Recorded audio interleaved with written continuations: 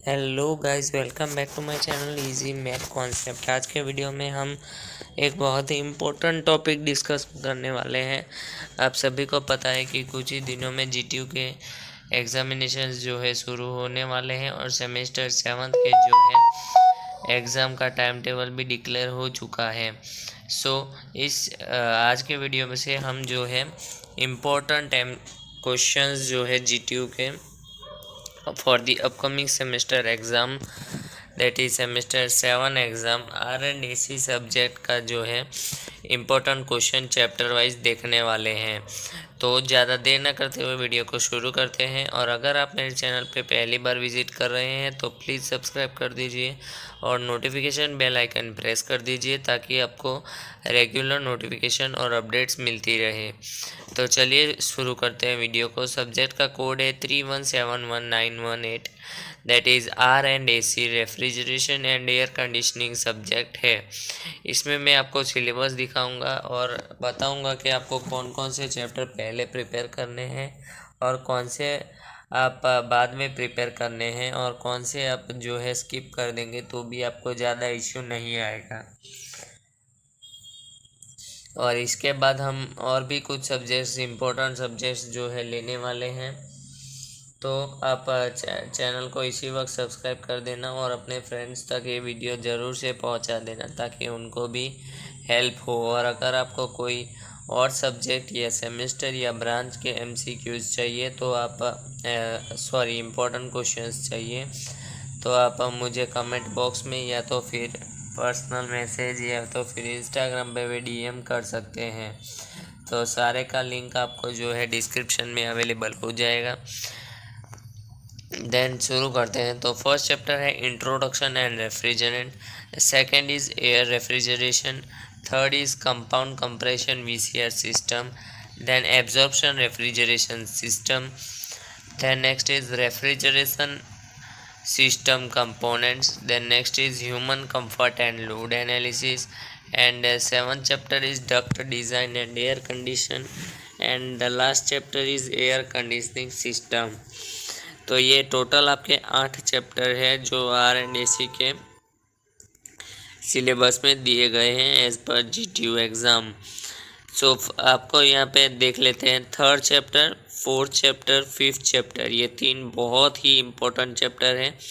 तो सबसे पहले आप जब पढ़ने बैठिएगा तो third, fourth and fifth chapter पहले प्रिपेयर कीजिएगा, देन सिक्स्थ चैप्टर, फिर सेवन्थ चैप्टर, देन आप ले सकते हैं सेकेंड चैप्टर क्योंकि उसमें 4-5 साइकिल्स ही हैं, और फिर आप लास्ट में लीजिएगा फर्स्ट एंड 8th चैप्टर, जिसमें अगर आप 8 चैप्टर स्किप भी करते हैं तो उसमें से ज़्यादा क्वेश्चन नहीं पूछा जाता, लेकिन आपको अच्छा स्कोर करना है तो आपको ये चैप्टर भी करना पड़ेगा। बाकी आप इसे स्किप करें तो भी आपको बहुत अच्छे मार्क्स आ जाएंगे, अबव 60 या 56 आप कह सकते हैं, आपको मार्क्स आराम से मिल जाएंगे अगर आप लास्ट चैप्टर छोड़ भी देते हैं तो।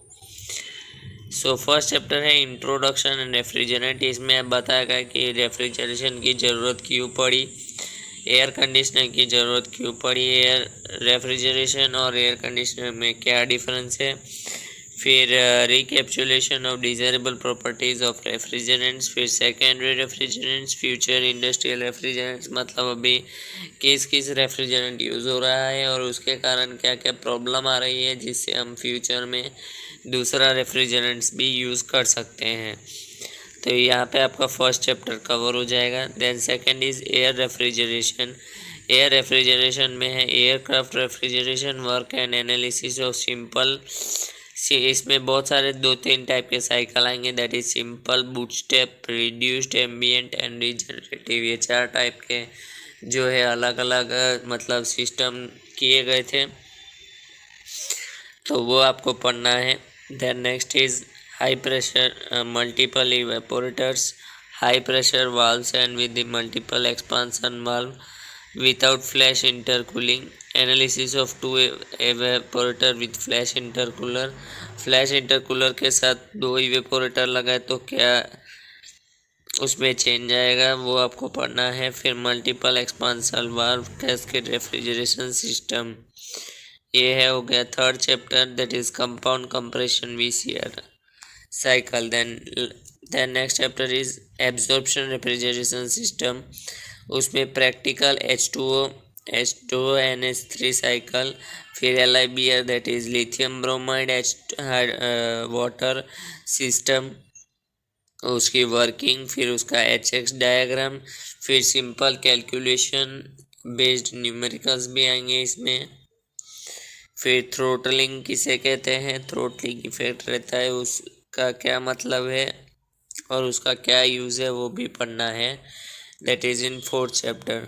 फिर फिफ्थ चैप्टर में types, construction and working of different types of condensers, evaporators, compressors, ये सब कुछ आपको पढ़ना है। उसके बीच का डिफरेंस पढ़ना है, उनके कंस्ट्रक्शन डायग्राम होगा, फिर उसका वर्किंग होगा, ये सब कुछ आपको देखना रहेगा इन फिफ्थ चैप्टर। फिर सिक्स चैप्टर में equation of a human being, मतलब ह्यूमन कंफर्ट का लेवल कितना है, उस पर इफ़ेक्टिव टेम्परेचर कौन सा रहेगा, फिर कंफर्ट चार्ट करके एक चार्ट आता है वो देखना है आपको।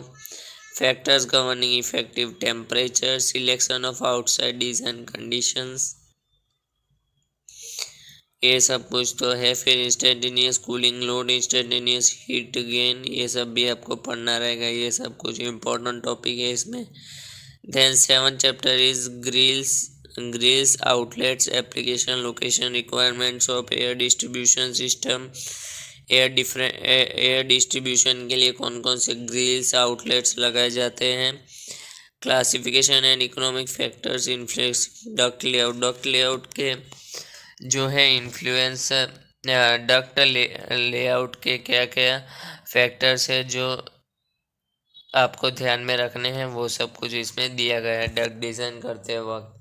Then last is air conditioning system, इसमें डिफरेंट टाइप्स के split air conditioning system, packaged air conditioning system, central AC, ये सब कुछ के बारे में थोड़ा थोड़ा बहुत डिटेल में नहीं दिया हुआ, थोड़ा थोड़ा ऊपर से आपको उसके वर्किंग और उसके बारे में पढ़ना है। तो ये है टोटल 8 चैप्टर, जिसमें से मैंने बोला आपको थर्ड, फोर्थ, फिफ्थ, सिक्स्थ, फिर सेवन्थ, फिर सेकेंड और फिर फर्स्ट एंड 8, इस हिसाब से आपको लाइन वाइज प्रिपेयर करना है। सो कल से हम शुरू करेंगे इसी टाइम पे, इसी वक्त आप मेरे चैनल पे जुड़ जाइएगा और अभी से ही आप नोटिफिकेशन बेल आइकन प्रेस कर दें और इस चैनल को सब्सक्राइब कर दें, ताकि कल से जब भी वीडियो आए उससे हाफ एन आवर या 1 आवर बिफोर आपको जो है रिमाइंडर मिल जाएगा। ओके, सो कल हम देखेंगे इंट्रोडक्शन एंड रेफ्रिजरेंट के बारे में, जो है IM पे क्वेश्चन कौन कौन से GTU में पूछे गए हैं या तो फिर अपकमिंग एग्ज़ाम में पूछे जा सकते हैं। Okay, thank you so much guys, और इस वीडियो को ज़्यादा से ज़्यादा शेयर कीजिए और लाइक और कमेंट करना ना भूलें, ताकि हमें हमेशा मोटिवेशन मिलता रहे वीडियो बनाने के लिए। Thank you so much guys.